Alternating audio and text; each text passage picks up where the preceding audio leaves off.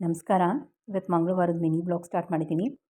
ತುಂಬ ಮಡಿಯಿಂದ ಮಾಡಿದ್ದೊಂದು ಪ್ರಸಾದ ಇದು ಪುಳಿಯೋಗರೆ. ಇದಕ್ಕೆ ತುಂಬ ಶ್ರೇಷ್ಠವಾಗಿದ್ದು ಅಂದರೆ ತುಪ್ಪ ಹಾಕ್ತೀನಿ. ತುಪ್ಪ ಹಾಕಿ ಪುಳಿಯೋಗರೆ ಮಾಡ್ತೀನಿ.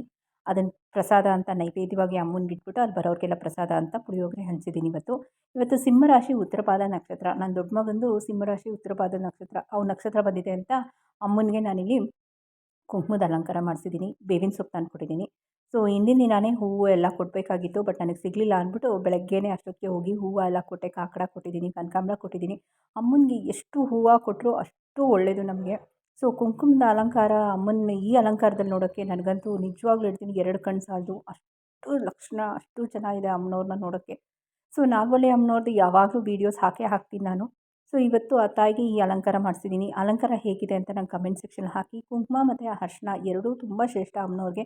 ಅದಕ್ಕೆ ನಾನು ಎಣ್ಣೆ ಹಾಕದೆ ತುಪ್ಪದಲ್ಲಿ ಪ್ರಸಾದ ಮಾಡ್ಕೊಂಡು ಹೋಗಿದ್ದು ಪುಳಿಯೋಗರೆ. ಅಮ್ಮನವ್ರಿಗೆ ಅನ್ನ ಅಂದರೆ ತುಂಬ ಪ್ರಿಯ.